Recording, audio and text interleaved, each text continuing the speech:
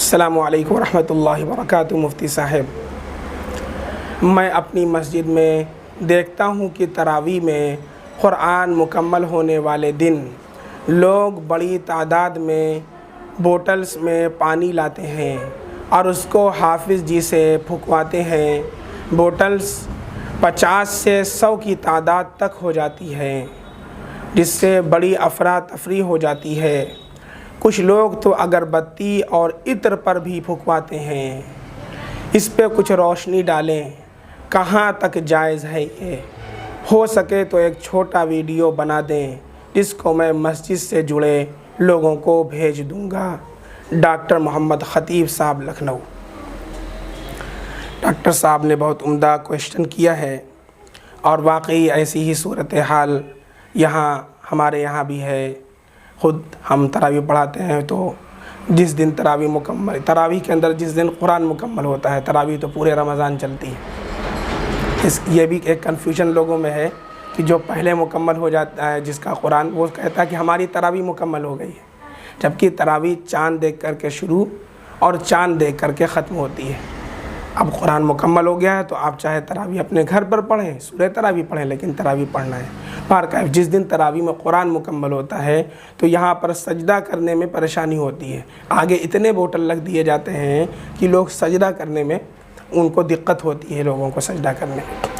اس سلسلے میں حکیم الامت حضرت مولانا اشرف علی تھانوی رحمۃ اللہ علیہ نے بھی تنقید کی ہے، اور اس کے اوپر اس کی آپ نے تردید فرمائی ہے۔ چنانچہ آپ کی کتاب ہے اشرف العملیات، اس کے اندر حضرت لکھتے ہیں، تراویح میں ختم قرآن کے موقع پر دم کرنا ختم کے روز ایک اور خرابی ہوتی ہے، وہ یہ کہ اس روز حافظ جی کا مصلی کیا ہوتا ہے، پنساری کی دکان ہوتی ہے۔ یہ کون لکھ رہے ہیں؟ حکیم الامت حضرت مولانا اشرف علی تھانوی رحمۃ اللہ علیہ۔ ختم کے روز ایک اور خرابی ہوتی ہے، وہ یہ کہ اس روز حافظ جی کا مصلی کیا ہوتا ہے، پنساری کی دکان ہو جاتی ہے، کہ اجوائن کی پڑیا رکھی ہوئی ہے، اجوائن پھکوانے کے لیے لائے ہوئے ہیں، کہیں سیاہ مرچیں رکھی ہوئی ہیں۔ کوئی ان صاحبوں سے پوچھے کہ حافظ صاحب نے تمہاری اجوائن ہی کے لیے ختم قرآن پڑھا تھا؟ ان صاحبوں سے جو رکھنے والے کوئی پوچھے کہ حافظ صاحب نے آپ کی اجوائن کے لیے، آپ کے عطر کے لیے اور آپ کے بوٹل کے لیے، آپ کی سیاہ مرچوں کے لیے قرآن پڑھا تھا؟ یاد رکھو کہ اجوائن وغیرہ پر دم کرانا یہ دنیا کا کام ہے۔ دین کے کام کی غایت اور مقصد دنیا کو بنانا بہت نازیبا ہے۔ یہ تنقید کر رہے ہیں حکیم الامت حضرت مولانا اشرف علی تھانوی رحمۃ اللہ علیہ، وقت کے مجدد تھے۔ تو ظاہر سی بات یہ خرابی تو ہے، تو اس سے پرہیز کرنا چاہیے۔ اور جب کہ اس قدر بوٹل ہو جائے کہ لوگوں کو نماز پڑھنے میں دشواری ہو، افراتفری میں مسجد کے اندر افراتفری ہونے لگے، تو ایسی صورت میں اسے پرہیز کرنا چاہیے۔ بھئی ایک آدھ دو لوگوں نے پھکوا لیا، چلیے بات سمجھ میں آتی ہے، لیکن پتہ چلا کہ پوری مسجد کو بوٹل سے لاد دیا جائے، پوری مسجد کو وہ مرچوں سے لاد دیا جائے، تو یہ تو ایک الگ مصیبت کھڑی ہو جائے گی۔ اس سے بچنا چاہیے، اور لوگوں کے اندر اویئرنیس پیدا کرنے کی ضرورت ہے۔ اپنے گھر کے اندر روزانہ قرآن کریم کی تلاوت کریں۔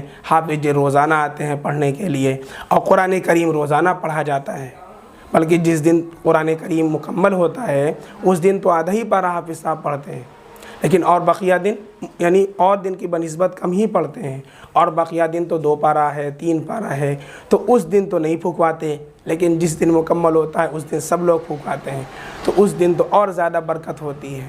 مارکیف ایسا ماحول پیدا کرنا کہ جس سے مسجد میں افراتفری پیدا ہو جائے، مسجد میں نماز پڑھنے میں دشواری ہو جائے، یہ بالکل قابل ترک ہے۔ اس سے بچنا چاہیے، اور عوام کو بھی اس کے اندر اس سلسلے میں بیداری پیدا کرنے کی ضرورت ہے۔ اللہ رب العزت ہمیں علم و عمل کی توفیق عطا فرمائے، بدعت و خرافات سے اللہ تعالی ہم سب کی حفاظت فرمائے۔ والسلام علیکم ورحمۃ اللہ وبرکاتہ۔